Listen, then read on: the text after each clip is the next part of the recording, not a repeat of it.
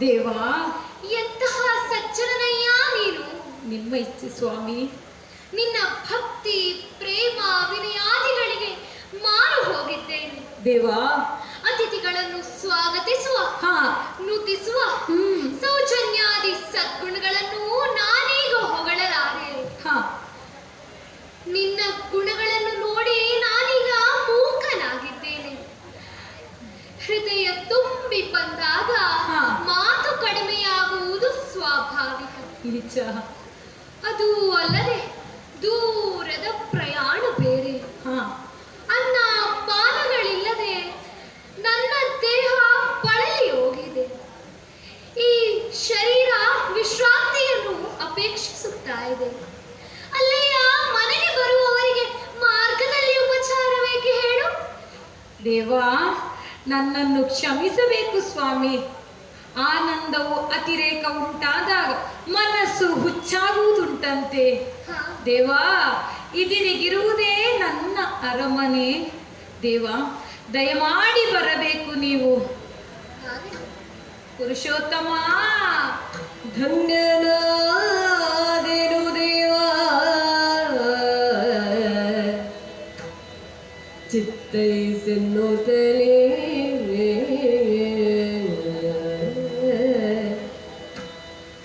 ಚಿತ್ತೈಸೆನ್ನುತ್ತಲೇ ಕರೆದೊಯ್ದು ಭವರಿಗೆ ಬಣ್ಣಿಸುವರ ರಚ್ಚುತನ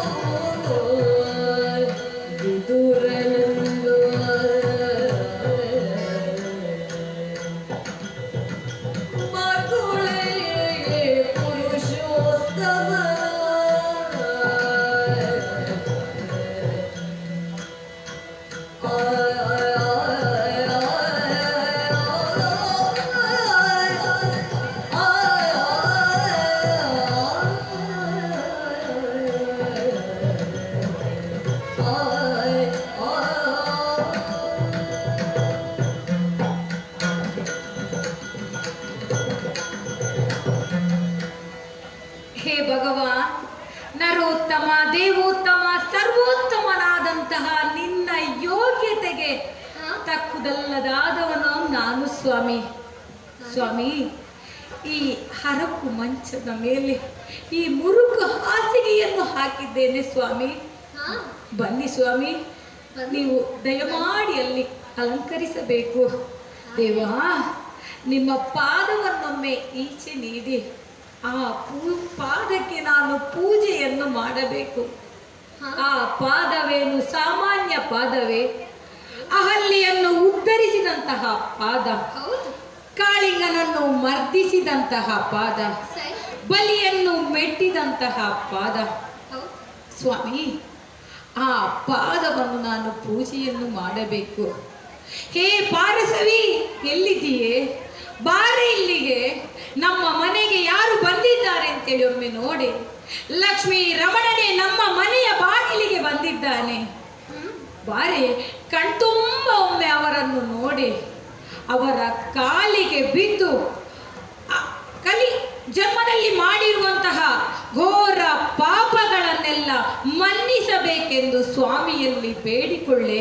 ಬಾರೆ, ಪೂಜೆಯನ್ನು ಮಾಡಿ ಕೃತಾರ್ಥರಾಗೋಣ, ನಾವು ಕೃತಾರ್ಥರಾಗೋಣ. ದೇವಾ, ಹೇ ವಿದುರ, ನಿನ್ನ ಸತಿಯೊಡನೆ ಕೂಡಿಕೊಂಡು ಹಾ. ನನ್ನನ್ನು ವಿವಿಧ ರೀತಿಯಲ್ಲಿ ಭಜಿಸುತ್ತಾ ಪೂಜಿಸುತ್ತಿದ್ದೀರಿ. ಹೌದು ಸ್ವಾಮಿ. ಆದರೆ ನಾನು ಹೇಳಿದ್ದು ನಿಮಗೆ ನೆನಪಿಲ್ಲವೇ? ದೇವಾ, ಉದರ ಪೂಜೆಯ ಬಗ್ಗೆ ಏನೆನ್ನುವೆ? ತಪ್ಪಾಯಿತು ಸ್ವಾಮಿ. ಒಳಗೆ ಸ್ವರ್ಣಕುಂಡದಲ್ಲಿ ಸ್ವರ್ಣಕುಂಭದೊಳಗೆ ಕ್ಷೀರವ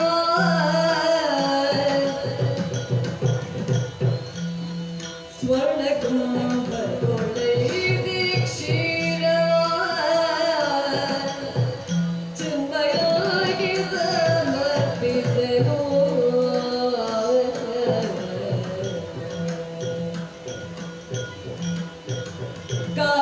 ಕಾರುಣ್ಯವಾಗಿ ಸೇವಿಸಿದ ಪರಿಪೂರ್ಣವಾಗಿ ಭರದಲ್ಲಿ ಕಾರುಣ್ಯವಾಗಿ ಸೇವಿಸಿದ ಪರಿಪೂರ್ಣವಾಗಿ ಭರದಲ್ಲಿ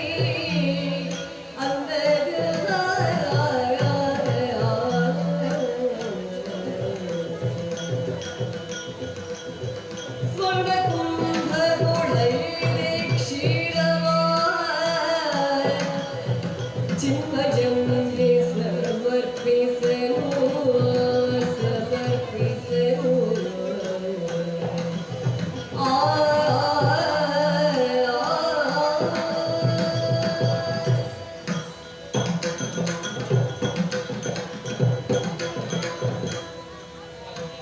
ದೇವಾ, ಹಾ ವಿದುರ, ಅತಿಥಿಯಾಗಿ ನನ್ನ ಮನೆಗೆ ಬಂದಂತಹ ನಿನಗೆ ಹಾ ಕೊಡುವುದಕ್ಕೆ ಯೋಗ್ಯತವಾದಂತಹ ವಸ್ತು ನನ್ನ ಬಳಿಯಲ್ಲಿ ಯಾವುದೂ ಇಲ್ಲ ಸ್ವಾಮಿ. ಆದರೆ ಸ್ವರ್ಣ ತಂಬಿಗೆಯಲ್ಲಿ ಹಾ ಒಂದು ಕುಡತೆಯಷ್ಟು ಶುದ್ಧ ಹಸುವಿನ ಹಾಲು ಇದೆ ಸ್ವಾಮಿ. ಹೌದೇ? ಅದನ್ನು ನಿನಗೆ ನೀಡುತ್ತಿದ್ದೇನೆ. ಹಾ. ಆದರೆ ನನಗೆ ಸಂಕೋಚವಾಗುತ್ತಾ ಇದೆ. ನಾನು ಅಲ್ಪ ಕೊಟ್ಟೆ ಎನ್ನುವ ಕಾರಣಕ್ಕಾಗಿ ನೀನು ಬೇಸರಿಸಕೂಡದು ಸ್ವಾಮಿ. ಸ್ವೀಕರಿಸುತ್ತೀಯಾ? ಹಾ ವಿದುರ, ಒಂದು ಕುಡತೆ ಹಾಲನ್ನು ನೀನು ನೀಡುತ್ತೀಯಲ್ಲ, ಹಾ. ಕುಡಿಯುತ್ತೇನೆ. ಹಾಗೆ ಕುಡತೆ ಒಂದರ ಪಾಲು. ಕುಡುತೆಯೊಂದರ ಪಾಲಿನಲ್ಲಿ ಕುಡುತೆಯೊಂದರ ಪಾಲಿನಲ್ಲಿ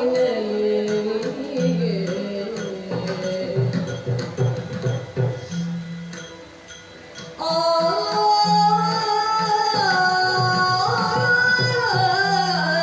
ಆ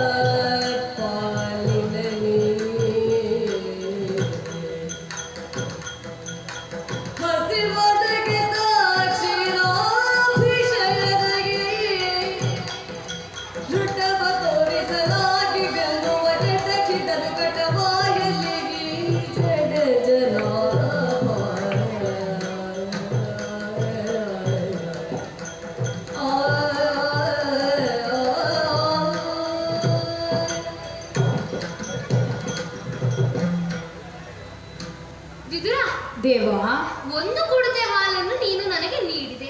ಹೌದು ಸ್ವಾಮಿ. ನೀನು ನೀಡಿದ ಪಾತ್ರ ಸಣ್ಣದಾಗಿರಬಹುದು, ಹೌದು. ಆದರೆ ನೀನು ಅದನ್ನು ಭಕ್ತಿಯಿಂದ ನೀಡಿರುವೆಯಲ್ಲ. ಹ. ನಿನ್ನ ಭಕ್ತಿಯನ್ನು ಅಳೆಯಲು ಸಾಧ್ಯವೇ? ದೇವ, ಆ ಹಾಲನ್ನು ಕುಡಿದು ಹ. ನನ್ನ ಹಸಿವು ಅಡಗಿ ಹೋಯಿತು. ಹೌದು ಸ್ವಾಮಿ. ನಿನ್ನ ಭಕ್ತಿಯಂತೆ ಹ. ಆ ಹಾಲು ಕೂಡ ಹ. ಎಷ್ಟು ಉಕ್ಕಿ ಹರಿಯುತ್ತದೆ ಎಂದು ನೋಡಲು ಏನಿದು? ಕಠವಾಯಲ್ಲಿ ಹ. ಒಂದು ಬಿಂದು ಬಿಟ್ಟಿದ್ದೇನೆ ನೋಡು ನೋಡು. ಸ್ವಾಮಿ, ಏನಿದು ಸ್ವಾಮಿ? ವಿಚಿತ್ರವನ್ನು ಕಾಣುತ್ತಾ ಇದ್ದೇನಲ್ಲ, ಏನಿದು ವಿಚಿತ್ರ? ಹೌದು, ಏನಿದು ವಿಚಿತ್ರ? ವಿದುರ, ನಿನ್ನ ಮಹಿಮೆ ಅಪಾರ. ಒಂದೇ ಕುಡತೆ ಹಾಲಿದೆ ಎಂದು ಹೇಳಿದೆಯಲ್ಲ, ಇದೋ ನೋಡು, ಹೊಟ್ಟೆ ತುಂಬಿ ಹೊರಸೂಸಿದ ಹಾಲು ಹೊಳೆಯಂತೆ ಹರಿಯುತ್ತಾ ಇದೆ. ಹೌದು ಸ್ವಾಮಿ. ನೀನೊಬ್ಬ ಮಹಾತ್ಮನೇ ಸರಿ. ಧನ್ಯನಾದೆ ದೇವ. ಅಲ್ಲಲ್ಲಿ ಚದುರಿದಂತಹ ಹಾಲು ದೇವ, ನಿನ್ನ ಸ್ಪರ್ಶದಿಂದ ಅಲ್ಪವು ಐಶ್ವರ್ಯವಾಗುವುದೆಂದು ನಾನು ತಿಳಿಯದವನೆಂದು ತಿಳಿದೆಯೇ ಸ್ವಾಮಿ ನೀನು. ಎಲ್ಲಪ್ಪ, ಆದರೆ ಜನರು ಹುಚ್ಚರು. ತಮ್ಮ ತಮ್ಮ ಮನೆಯ ಹಾಲಿನ ಪಾತ್ರೆಯು ಒಡೆಯಿತು ಎಂಬುದಾಗಿ ತಿಳಿದು ಹುಚ್ಚರಂತೆ ಓಡಾಡುತ್ತಿದ್ದಾರೆ ಸ್ವಾಮಿ. ಸ್ವಾಮಿ, ನಿನ್ನ ಅಪಾರ ಸ್ವಾಮಿ, ನಿನ್ನ ಭಕ್ತಿ, ನಿನ್ನ ಶಕ್ತಿ ಎಲ್ಲವೂ ಅಪಾರ ದೇವಾ. ನಿನ್ನ ಭಕ್ತಿಗೆ ಜಯವಾಗಲಿ ದೇವಾ, ಜಯವಾಗಲಿ. ವಿದುರ, ದೇವಾ, ನಾನೇಕೆ ಬಂದಿರುವೆ ಎಂಬುದು ನಿನಗೆ ತಿಳಿದಿದೆ ಸ್ವಾಮಿ. ಆದ್ದರಿಂದ ಹಾ, ಕೌರವರೊಂದಿಗೆ ಮಾತನಾಡಲು ಹಾ. ಸಮಯವನ್ನು ನಿಶ್ಚಯಿಸಿ ಬಾ. ಹಾಗೇ ಆಗಲಿ ಸ್ವಾಮಿ, ನಿನ್ನ ಇಚ್ಛೆ. ಹೋಗಿ ಬರುತ್ತೇನೆ.